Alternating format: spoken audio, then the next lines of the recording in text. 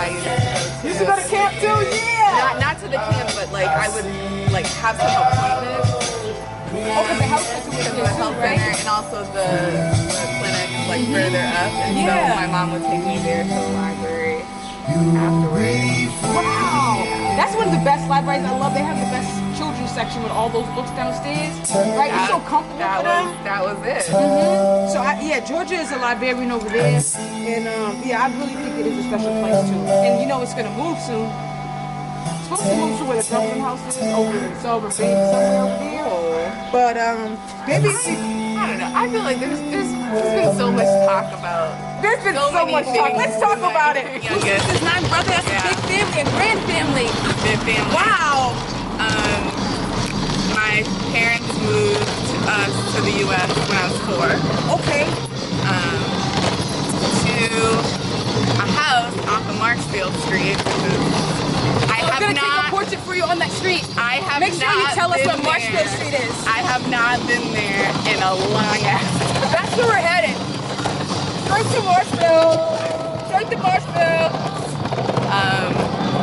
But yeah, and so I've lived in Roxbury, I've lived in Dorchester, I've lived in Roslindale. Because we sort of like every few years bounced around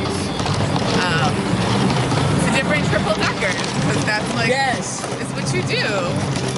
Someone ends up buying a house and they're able, like it's family and they're able to rent it to you like pretty affordable.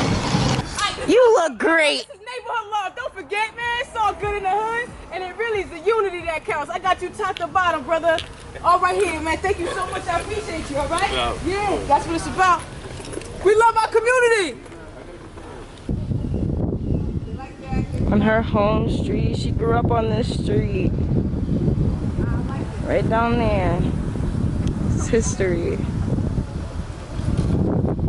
So, question. How does this street look different to you compared to what it was when you were younger? If it does. To be honest, a lot of it looks the same. But there are definitely some houses that look renovated. Like the outside looks way different. And I think that one of the houses that like a lot of my aunts and uncles lived in that got sold. It's on this street too? Looks real different. Ooh, let's go see it. How are you, Mom? Happy Saturday. We are living proof, just rolling around the neighborhood, making sure we are graced and with abundance, and we can still hold down our land. Let's not let it change too much without us. I know that's right. That's right. Thank you. Can we have a Polaroid of you and give you one?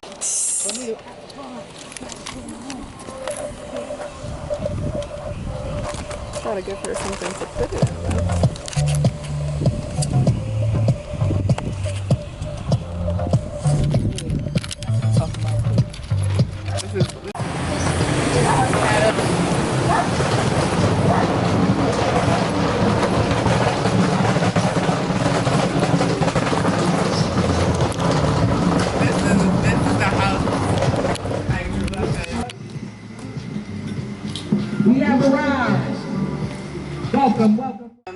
This play is about a beauty supply store owner in Dudley. Ooh, in Dudley. Who has fallen behind on her mortgage payments because the bank has increased the interest rate by like 6%. So she's trying to figure out how she can keep her store. And at the same time, she is the head of the board of a community center called Rockstop, whose mission is to sort of work along Dudley Street and sort of combine the two communities on Dudley Street in Roxbury and Dorchester. And they are also fighting the same bank who has purchased an old vacant store next to the beauty supply shop and is turning it into condos. So they're fighting not to like stop the sale, but to have involvement in things like affordable housing applications, like public spaces on the first floor that community members can go go to public parking. So they're working to get as much for the community as possible before like the building goes through. And so this woman is sort of, it's like the personal fight for herself and her store, while also thinking about like the diplomatic sort of face she has to put on when working with the community center. And at the same time, her niece, who works at her store, is all about like social media activism, being loud, calling the mayor's office and like cussing him out. And she thinks that like that's the way that change is gonna happen.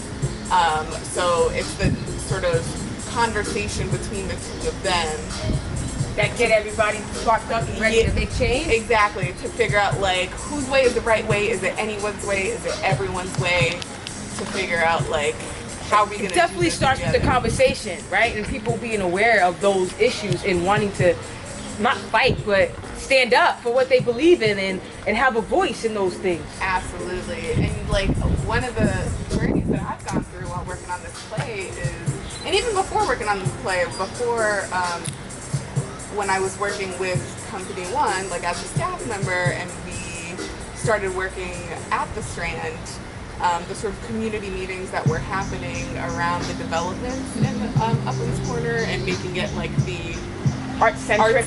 Like, you know, that sort of, so there were a lot of community meetings that were happening there. I was also working at some nonprofits, and there were community meetings at DSNI, and knowing that those meetings happen, like, and it's open to the public a lot of the time, and knowing that like the records from those meetings are available online, like you can watch, you know, Zoom recordings, you can read comments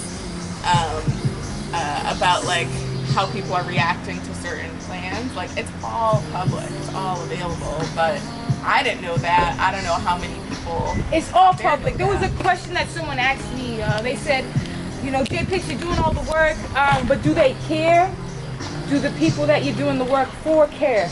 And I said, yes, they care. I said, what we have to do is we have to have conversations with them, right? We have to make them aware of what's possible and what could be happening. Because everybody has an opinion, and I'm sure theirs do matter too. They've been the most comfortable in the space. They know what's going on. So those people and their opinions should be heard, you know? And that's important, you know, like, forget not giving the people the information because you think they don't care, you know? Right. We still have to give it to them and let them make a decision, whether to be a part of this change, be a part of this movement, and to make it for you or for them, for us, right, in a unified way. Or, you know, say, all right, cool, this is happening, I'll support it in this way. Exactly. And that's the thing that, like, you know, might be surprising, especially in reading some of these comments. Like, some people are for some of the buildings that are being built. They're like, yeah, this could be a good thing for the community. And so also understanding that, you know, there is nuance in the ways in which people are thinking about, like, what changes are happening in their neighborhood. Like, it's, you know, the opinion, like, we are not a monolith, like, is, you know, especially important in terms of this. Because it's such an individual, personal, you know, situation, because it's your home. It's like where you live, Yes. where you're paying rent, where you're parking.